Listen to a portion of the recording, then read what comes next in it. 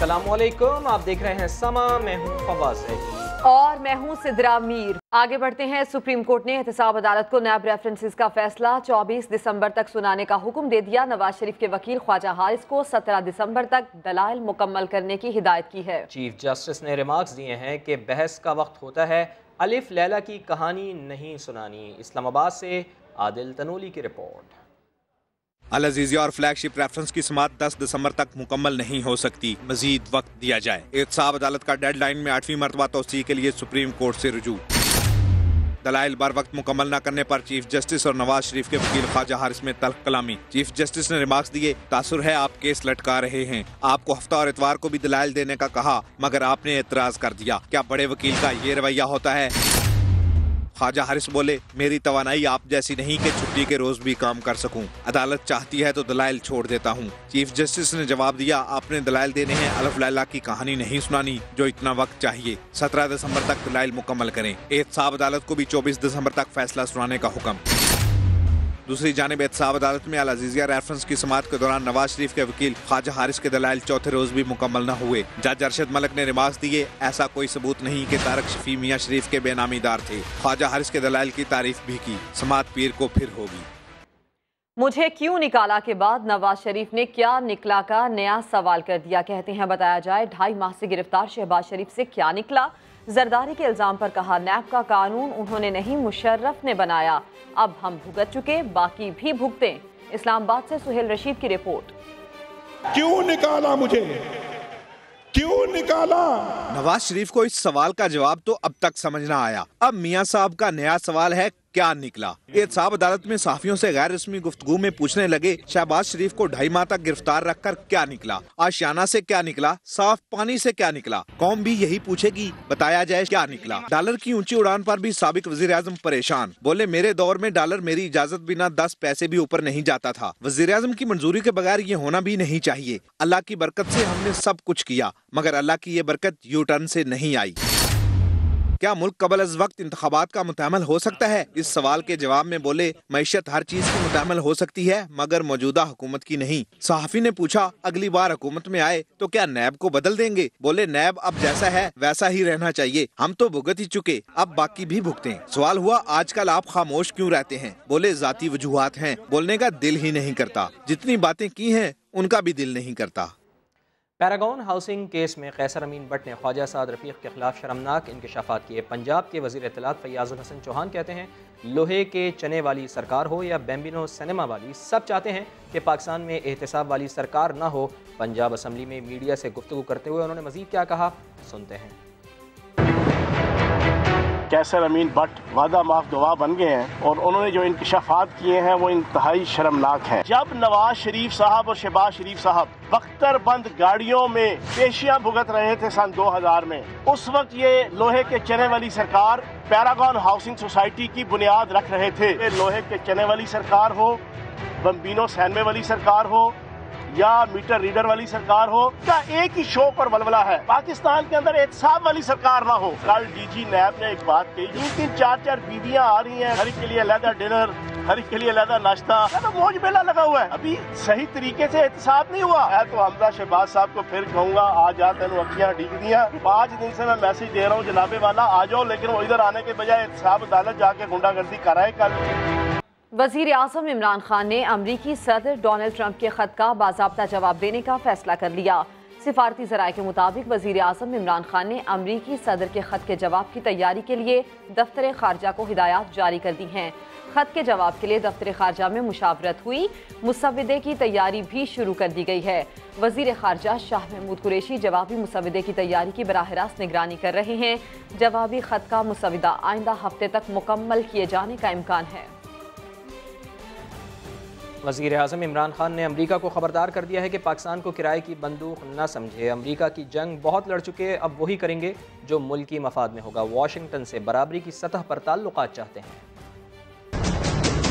अमरीका सुन ले, पाकिस्तान को किराए की बंदूक ना समझे। दूसरों की जंग बहुत लड़ चुके, अब वही करेंगे जो मुल्क और अवाम के मफाद में होगा। वज़ीर आज़म इमरान खान का अमरीकी अखबार वाशिंगटन पोस्ट को दलेराना इंटरव्यू वाज़े कर दिया कि अमेरिका से बराबरी की सतह पर ताल्लुकात चाहते हैं। ट्विटर पर अमेरिकी सदर को जवाब देने के हवाले से सवाल पर कहा कि ट्रंप की हर्जत सराई का सोशल मीडिया पर जवाब ट्विटर वॉर नहीं थी, मकसद उन्हें तारीखी हकाइक से आगाह करना था। इमरान खान ने दो टोक कह दिया, पाकिस्तान में तालिबान की पनाहगाहें नहीं हैं। अमेरिका बताए पनाहगाहें कहाँ हैं? पाक भारत ताल्लुकात से मुताल्लिक सवाल पर वजीर आजम इमरान खान बोले, मौजूदा भारतीय हुकूमत इलेक्शन की वजह से पाकिस्तान की मुखालफत पर जोर दे रही है। उम्मीद है कि इलेक्शन के बाद दोनों मुल्क मुज़ाकरात की मेज पर आ सकते हैं। वजीर आजम इमरान खान कहते हैं IMF की अवाम दुश्मन पॉलिसीज काबिल कबूल नहीं। IMF का मुतबादिल भी मौजूद है। पाकिस्तान में गैर मुल्की सरमायाकारों को साजगार माहौल फराहम करेंगे ताकि नौजवानों को रोजगार मिले। अमरीकी अखबार को इंटरव्यू में मजीद क्या कहा, आपको दिखाते हैं। माशी बहरान पर काबू पाने के लिए कोशां हैं और दोस्त ममालिक भी इस सिलसिले में ताउन कर रहे हैं। अमरीकी अखबार को इंटरव्यू में वजीर आजम ने बताया कि IMF से बातचीत जारी है, लेकिन वो शराइत काबिल कबूल नहीं जिससे बेरोजगारी और महंगाई में इजाफा हो। साथ ही बता दिया कि आलमी मालियाती इदारे का मुतबादिल भी मौजूद है। वाज़े कर दिया कि पाकिस्तान का IMF के साथ आखिरी प्रोग्राम होगा। वज़ीर आज़म का कहना था कि तहरीक इंसाफ की हुकूमत माशी हालात की बेहतरी के लिए इस्लाहात कर रही है। बरामदाद और तरसीरात ज़र में इजाफा हो रहा है, जबकि गैर मुल्की सरमायाकार भी पाकिस्तान का रुख कर रहे हैं। बैरूनी सरमायाकारी के लिए माहौल साजगार बनाएंगे, जिससे नौजवानों को रोजगार के मौके भी मैसर आएंगे। इमरान खान ने बताया कि टैक्स नेटवर्क को बढ़ाने के लिए इक़दाम कर रहे हैं। वज़ीर आज़म का कहना था कि इदारों की मजबूती से ही करप्शन को रोका जा सकता है। कराची में तजावुज़ात और गैर कानूनी तामीरात के खिलाफ ऑपरेशन पर सिंध हुकूमत ने सुप्रीम कोर्ट में नजरसानी की दरख्वास्त दायर कर दी है। सिंध हुकूमत ने मौक़िफ़ अपनाया है कि हालिया ऑपरेशन से इंसानी अलमिया जन्म ले रहा है। ये रिपोर्ट देखिए। मिशन क्लीन कराची, अदालती हुक्म पर तजावुज़ात और गैर कानूनी तामीरात के खिलाफ ग्रैंड ऑपरेशन। KMC, DMC समेत दीगर इदारों का भरपूर एक्शन। साउथ जोन में 3000 से ज्यादा तजावुज़ात और गैर कानूनी तामीरात मिस्मार। सेंट्रल जोन में 2000 से ज्यादा कच्ची और पक्की तजावुज़ात खत्म कर दी गयी। कोरंगी में 2000 से ज्यादा गैर कानूनी दुकानें, चबूतरे और तजावुज़ात मुनहदिम। ईस्ट जोन में 400 से ज्यादा कैबन्स, 200 से ज्यादा चबूतरे और तजावुज़ात का सफाया कर दिया गया। रफाई जमीनों और पार्क्स पर बने लॉन और तामीरात भी मुनहदिम कर दी गयी। इतना सब कुछ हो गया, शहर उधड़ कर रह गया। फिर सिंध हुकूमत ने फैसला किया और सुप्रीम कोर्ट में नजरसानी की दरखास्त दायर कर दी। सिंध हुकूमत ने मौक़िफ़ अपनाया है। हालिया तजावुज़ात के खिलाफ ऑपरेशन से इंसानी अलमिया जन्म ले रहा है। रोज की बुनियाद पर कमाने वाले बेरोजगार हो रहे हैं। सिंध हुकूमत तजावुज़ात के खात्मे के लिए बेहतर अंदाज में काम करने को तैयार है। ऑपरेशन से कबल लोगों को मुतबादिल ऑप्शन फराहम करना होगा। मुतासरीन को मुतबादिल घर और दुकानें देने का काम जारी है। सदर बंस रोड और लाइट हाउस के बाद बारी आ गई है लियारी की। मिशन क्लीन कराची का दायरा वसी हो गया है। ली मार्केट में गैर कानूनी तामीरात गिराने का अमल शुरू कर दिया गया है। शफकत अजीज से मजीद बात करेंगे। शफकत, इस ऑपरेशन के लिए यहाँ पर कार्रवाई का आगाज हो गया, तैयारियाँ कैसी हैं और ये ऑपरेशन कब तक मुकम्मल किया जाएगा? आज बिल्कुल इसी तरह 3 रोज से लियारी के मुख्तलिफ इलाकों में जो तजावुज़ात उनके खिलाफ ऑपरेशन जारी है। सुप्रीम कोर्ट के कमात के बाद जो है वो शहर भर की तरह लियारी में भी जो है वो बड़े पैमाने पर ऑपरेशन किया जा रहा है। जो गैर कानूनी तजावुज़ात थी, जो दुकानें थी, जो छज्जे निकले हुए थे दुकानों के, उन्हें मुकम्मल तौर पर मस्मार कर दिया गया है। आज जो है लियारी में सुबह जो है जब ऑपरेशन शुरू हुआ तो ली मार्केट के तरफ से होते हुए जो इंक्रोचमेंट का जो अमला है वो मिर्ज़ा आदम खान रोड, चाकीवाड़ा से होते हुए अब जो है वो मिर्ज़ा आदम खान रोड पर कार्रवाई कर रहा है। अब चूँकि ऑपरेशन का टाइम ख़त्म हो गया और जो एडमिनिस्ट्रेटर है DMC के मोहम्मद रईस, उनका कहना है कि मजीद 2 रोज़ का वक्त जो है वो इन दुकानदारों को दे दिया गया है कि अब ये ऑपरेशन फिर से शुरू होगा। आज ऑपरेशन में जो है वो 2 दर्जन से ज़ायद दुकानें हैं, जो छज्जे हैं, जो केबल्स थे, उन्हें यहाँ से हटा दिया गया है और उसके बाद फिर से दोबारा ऑपरेशन का आगाज़ किया जाएगा। जो मजीद 3 से 4 रोज़ जो है लगेंगे, उसके बाद तमाम तर लियारी से जो है वो तजावुज़ात जो है वो ख़त्म कर ली जाएगी। लियारी के अंदर इस ऑपरेशन को 3 से 4 रोज़ लगेंगे, जिसके बाद ये ऑपरेशन मुकम्मल हो जाएगा। शफकत अजीज़, आपका शुक्रिया। कराची में तजावुज़ात के खिलाफ ऑपरेशन का मामला। डॉक्टर फारूक सत्तार इस वक्त कराची प्रेस क्लब में प्रेस कॉन्फ्रेंस कर रहे हैं। बेरोजगारी की और बर्बादी की मुहिम को किसी तौर पर कबूल नहीं करेंगे और इसे अब वसीम अख्तर को, वजीर आला मुराद अली शाह को और गवर्नर सिंध इमरान इस्माइल को इस मुहिम को सुप्रीम कोर्ट के फैसले की हद तक महदूद करना होगा। इससे तजावुज वो करेंगे तो शहर में बहुत बड़ा रद्द अमल आएगा। वाखिर दावाना अनिल हम्दुलिल्लाह रब्बिल आलमीन।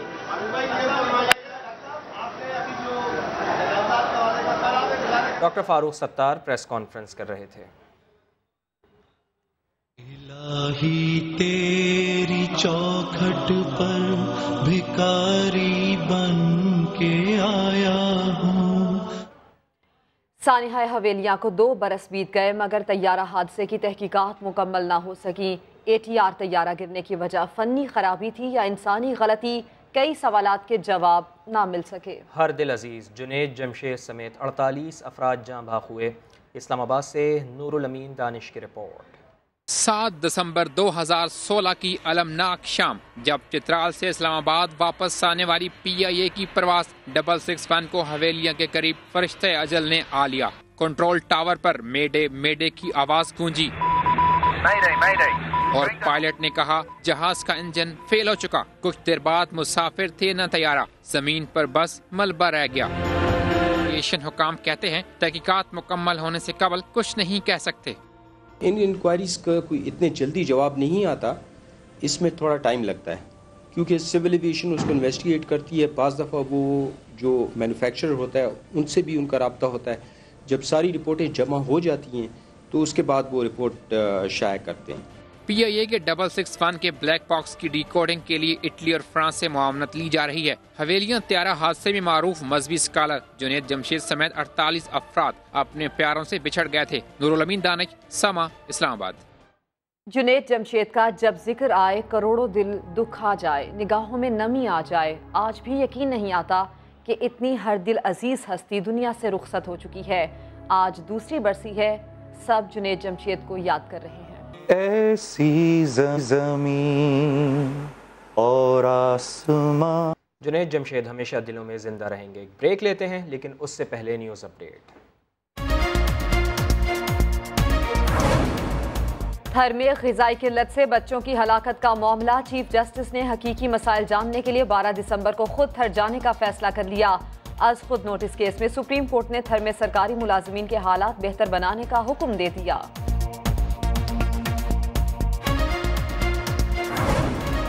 सिंध में CNG स्टेशंस का शेड्यूल अचानक तब्दील। CNG स्टेशंस कल भी बंद रहेंगे, इतवार को खोले जाएंगे। गैस फील्ड से प्रेशर में कमी का सामना है, CNG एसोसिएशन का मौक़िफ़।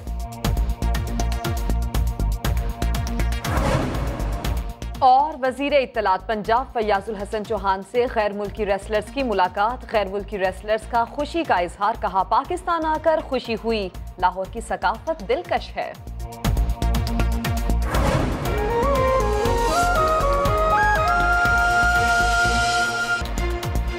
Welcome back. दौरा जनूबी अफ्रीका के लिए 16 रुकनी पाकिस्तानी टेस्ट टीम का ऐलान कर दिया गया है। सरफराज अहमद टीम की क़यादत करेंगे। मोहम्मद आमिर की स्क्वाड में वापसी हुई है। फ़खर जमान भी जगह बनाने में कामयाब हो गए। मजीद बात करेंगे, मोहम्मद अली हाशमी हमारे साथ मौजूद हैं। अली, बताइएगा क्या डिटेल्स हैं? जी, इसमें एक तो बात यह है कि मोहम्मद हफीज जो कि टेस्ट क्रिकेट से रिटायर हो गए, उनकी जगह शान मसूद को टीम में शामिल किया गया है, जबकि मोहम्मद आमिर जो है इनकी टीम में वापसी हुई है, जबकि विकेट कीपर मोहम्मद रिजवान जो दूसरे विकेट कीपर हैं उनको इसमें शामिल किया गया है। इब्तदाई तौर पर जो है पाकिस्तान ने 3 टेस्ट मैचेस जो हैं वो खेलने हैं। इसके बाद जो पाकिस्तान वनडे और T20 सीरीज जो है वो वहाँ पर खेलेगा। लेकिन पहली जो हमारी बात हुई है इंतजामुल हक से, उनका ये कहना था कि साउथ अफ्रीका की कंडीशन को मद्देनजर रखकर जो है इस टीम का इंतखाब किया गया है। जी सैयद अली हाशमी, आपने अपडेट किया, आपका शुक्रिया। कराची के इलाके क्लिफ्टन में खातून पर हमला करने वाले पालतू कुत्ते के मालिक ने कबल जमानत गिरफ्तारी करा ली है। पुलिस ने मुतासरा खातून का बयान रिकॉर्ड कर लिया है। खातून ने इल्ज़ाम आयद किया है कि हमले के बाद भी मालिक ने कुत्ते को न हटाया। तफसीलात जानते हैं, समग्र नुमाइंदे सऊद बिन मुर्तज़ा हमारे साथ मौजूद हैं। सऊद, बताइएगा कि खातून ने क्या मौक़िफ़ अपनाया है? जी बिल्कुल, गुज़श्ता दिनों इसकी FIR जो है क्लिफ्टन थाने में खातून की वालदा की मुद्दत में दर्ज हुई थी, जिसके बाद खातून ने इब्तदाई बयान में पुलिस को ये बयान दिया है कि जब इस कुत्ते ने हमला किया तो उनकी बेटी पर, उसके बावजूद इसका जो मालिक है उसको 10 मिनट तक हटाया नहीं, इसकी वजह से उसने जो है काफ़ी नुकसान उनकी बेटी को पहुंचाया। जबकि मालिक का कहना है कि उसका कोई फोन आ गया था और उस दौरान उसकी हाथ से रस्सी छूट गई थी और इसी असना में जो है इस कुत्ते ने हमला कर दिया था, जिससे खातून जख्मी हो गई थी। पुलिस हुकाम का कहना है कि वाइल्ड लाइफ से इसका लाइसेंस भी चेक किया जा रहा है, जबकि कुत्ते को सुपरदारी जमानत के तहत जो है मालिकान के हवाले किया गया है। जी बहुत शुक्रिया आपका सऊद। कराची में धड़ल्ले से स्मगल शुदा पेट्रोल और डीजल फरोख्त हो रहा है और रोकने वाला कोई नहीं है। इस काले धंधे में कौन कौन मुलव्विस है और कितना काला धन कमाया जाता है, ये जानेंगे आमिर मजीद से। आमिर बताइएगा क्या डिटेल्स हैं इसकी? जी बिल्कुल, नॉर्दर्न बाईपास पर एक बहुत बड़ा एरिया है जो बलोचिस्तान और कराची को आपस में मिलाता है। यहाँ पर कुछ मेकशिफ्ट हट जिनको झोंपड़ी कहते हैं, झोंपड़ियों के ऊपर जो है वो सियासी जमातों के झंडे लगाकर अंदर ईरानी डीजल जो है वो फरोख्त किया जा रहा है। और ये जो कारोबार है इसमें पुलिस बराह मुलव्विस है। हमारी फुटेजेस में भी अगर आप देख सकें तो पुलिस की मंगोपी, पुलिस की मोबाइल जो है इस एरिया में मौजूद है और पुलिस की सरपरस्ती में ये कारोबार किया जा रहा है। रोजाना लाखों रुपए जो है वो कमाए जा रहे हैं। बहुत बड़ा एक बेल्ट है कराची और बलूचिस्तान का, जहां पर लगातार बहुत सारी जगहों पर ये झोंपड़ियां कायम की गई हैं और यहाँ पर ईरानी डीजल जो है फरोख्त किया जा रहा है। ठीक है आमिर मजीद, आपने अपडेट किया, आपका शुक्रिया। SSP वेस्ट शौकत अली खटियान ने बलूचिस्तान से कराची ईरानी डीजल मसनूआत की स्मगलिंग की तस्दीक कर दी है और तरीकाकार भी बता दिया, लेकिन कहते हैं स्मगलिंग रोकना पुलिस का काम नहीं। बहुत मुनज़्ज़म ग्रुप है ये। इन्होंने जब स्मगलिंग करनी होती है तो ये पहले उन तमाम रास्तों की रखी करते हैं कि जी पुलिस मौजूद है, नहीं है। बाइक्स पे उनके बंदे पहले आते हैं, ट्रक्स उनके पीछे वेट कर रहे होते हैं। इसके अलावा ड्रम्स यूज़ होते हैं। ड्रम जो होता है 200 लीटर का होता है। ये लोग क्या कहते हैं कि जो जिनमें सब्जियां और प्याज और आलू जितना भी आता है तो नीचे उसकी फिलिंग ड्रमों की कर देते हैं कि अगर वो टैंक नहीं बनाते तो ड्रम्स में डाल देते हैं और फिर उसके ऊपर जो है वो आलू प्याज की जो है बोरियां डाल देते हैं। Chairman all Pakistan petroleum dealers association Abdul Sami Khan कहते हैं कि ईरानी पेट्रोलियम मसनूआत को बगैर लाइसेंस के कंपनीज़ के नामों के साथ फ़रोख्त किया जा रहा है। इस सिलसिले में कंपनीज़ भी खामोश हैं। बग़ैर एक्सक्लूसिव लाइसेंस के डिब्बा स्टेशन बना रखे हैं और कंपनियों का बग़ैर इजाज़त उनके बोर्ड लगा दिए हैं। वो बड़ा नुकसानदेह। मैंने फिर कंपनियों को मीटिंग की, उनसे कहा भैया आप कम से कम अपने बोर्ड तो वहाँ जाएँ, आप जाएँ कोर्ट में जाएँ, उनको हटवाएँ। तो उन्होंने इतना दिलचस्पी जो लेनी चाहिए थी। एक और अहम मामले की बात करते हैं। कौमी एयरलाइन के 12 पायलट्स और 73 क्रू मेंबरान की डिग्रीज जाली निकली। PIA ने तफसीलात सुप्रीम कोर्ट में पेश कर दी हैं। सिविल एविएशन हुकाम ने बताया है कि जाली डिग्रियों वाले पायलट्स को ग्राउंड करके उनके लाइसेंस मुअत्तल कर दिए गए हैं।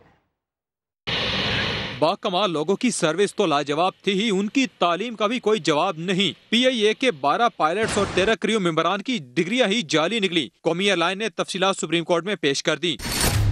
पायलट्स और एयरलाइन अमले की जाली डिग्रियों के केस की समाअत। PIA रिपोर्ट में बताया गया कि दायरे में मजमूई तौर पर 498 पायलट्स और 1864 क्रू मेंबरान हैं। चीफ जस्टिस ने रिमार्क दिए कि अदालत ने जाली डिग्रियों पर 1 साल पहले नोटिस लिया था। PIA और सिविल एविएशन ने डिग्रियों की तस्दीक से मुतल्लिक कोई ठोस इकदाम नहीं किए। सिविल एविएशन हुकाम ने बताया कि जाली डिग्रियों वाले पायलट्स को ग्राउंड करके उनके लाइसेंस मुअत्तल कर दिए गए हैं। जिनके खिलाफ कार्रवाई करें वो हुक्म इम्तना ले आते हैं। PIA हुकाम भी फट पड़े। चीफ जस्टिस ने कहा जाली डिग्रियों के केसेस किसी और अदालत में नहीं जाएंगे। जिसको एतराज हो बराह रास्त सुप्रीम कोर्ट से रुजू करे। केस की समाअत 24 दिसंबर तक मुलतवी। आइंदा समाअत पर PIA, सिविल एविएशन और डिग्रियों की तस्दीक न करने वाली यूनिवर्सिटियों के सरबराहान तलब। मातहत अदालतों से जाली डिग्री होल्डर्स के केसेस का तमाम रिकॉर्ड भी मांग लिया गया।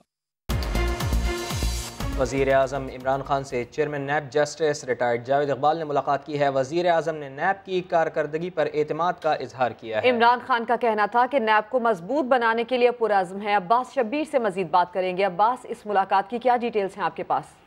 देखिए, वज़ीर आज़म ऑफिस में मुलाकात हुई है वज़ीर आज़म इमरान खान और chairman NAB justice retired Javed Iqbal के दरमियान। वज़ीर आज़म ने नैब की कारकर्दगी पर इत्मीनान का इजहार किया है। मुलाकात में करप्शन के खात्मे से मुतालिक तबादला ख्याल किया गया है।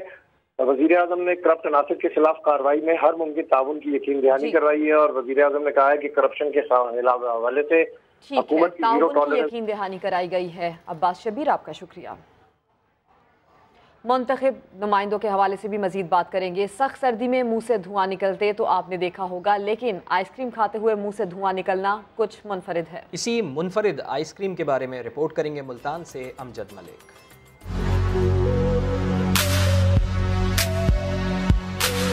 देखने में है धुआं धुआं, मगर जायका है लाजवाब।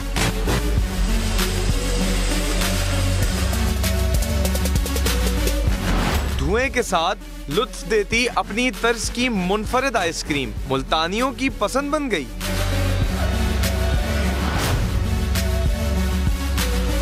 बच्चे बहुत एंजॉय करते हैं यहाँ पे आके। मतलब बच्चों को देख के होता है कि यार स्मोक निकल रहा है तो कुछ हार्मफुल चीज़ है, लेकिन बिल्कुल भी नुकसानदेह चीज़ नहीं है। मुख्तलिफ फ्लेवर्स, दूध और फ्रूट से बनी आइसक्रीम ताज़ा ही तैयार की जाती है, फिर इसमें नाइट्रोजन का तड़का लगाया जाता है। ये वर्ल्ड वाइड 6 साल से चल रहा है, तो हम मुल्तान में इसलिए फर्स्ट टाइम लाए ताकि लोग इससे मुतारिफ हों, इसको देखें, इसको खाएं, इसका टेस्ट लें इसका। जनूबी पंजाब में पहली बार मुतारिफ होने वाली यह आइसक्रीम बच्चों और बड़ों सभी में बेहद मकबूल हो चुकी है। कैमरामैन मिर्जा सलीम बेग के साथ अमजद मलिक, समा, मुल्तान। नाकिदीन की जानिब से खराब कारकर्दगी पर मुसलसल तनकीद। प्रोफेसर हफीज टेस्ट करियर की आखिरी इनिंग्स भी यादगार न बना सके। 8 रन बनाकर टेस्ट के मैदान को अलविदा किया। सोशल मीडिया पर शायकीन की शदीद तनकीद।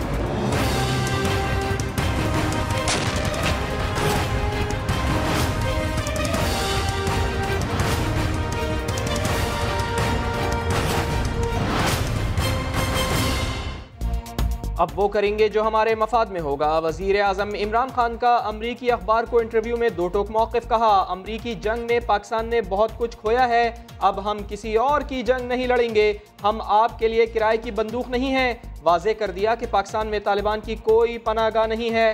अफगानिस्तान में अमन पाकिस्तान के मफाद में है, जिसके लिए हम सब कुछ करेंगे। पाकिस्तान तालिबान को मुज़ाकरात की मेज़ तक लाने के लिए भरपूर कोशिश करेगा।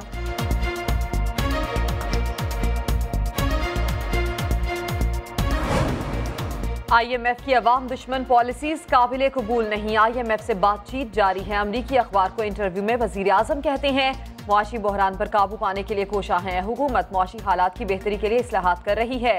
पाकिस्तान में गैर मुल्की सरमायाकारों को साजगार माहौल फराहम करेंगे ताकि नौजवानों को रोजगार मिले।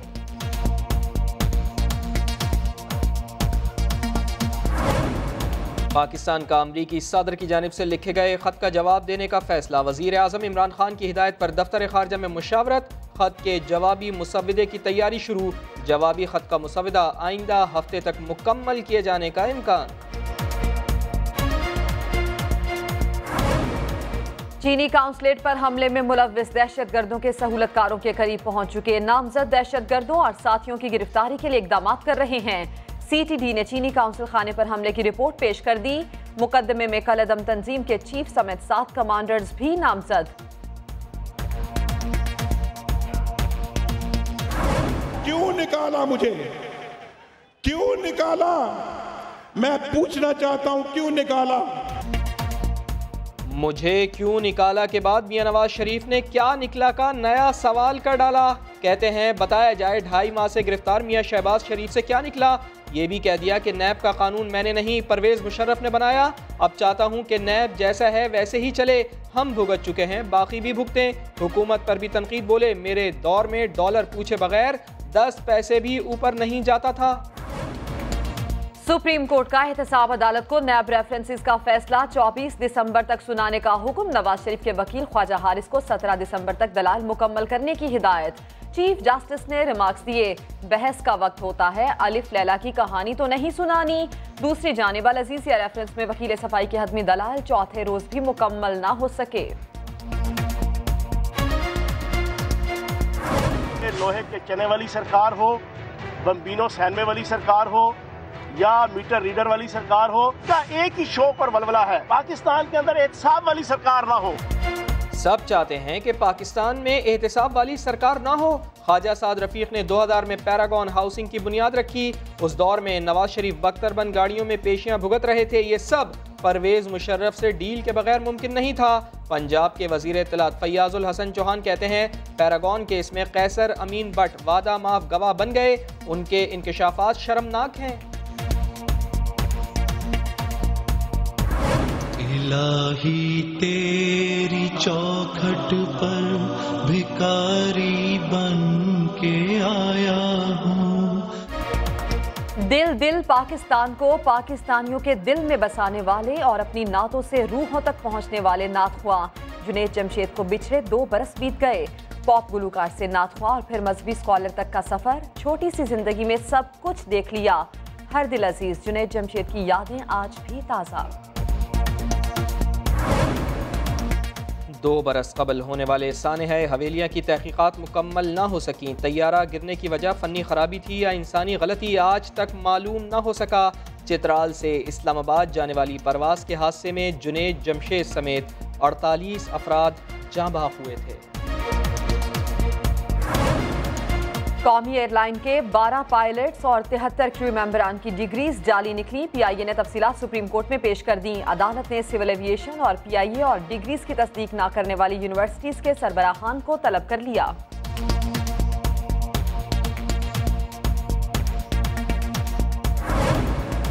रेलवे की जमीन फरोख्त करने का केस, रेलवे अफसरान अदालत को मुतमईन करने में नाकाम। सुप्रीम कोर्ट ने शेख रशीद अहमद को 24 दिसंबर को तलब कर लिया। वजीर रेलवे जमीनों पर तजावुजात पर वजाहत दें, अदालत के रिमार्क्स।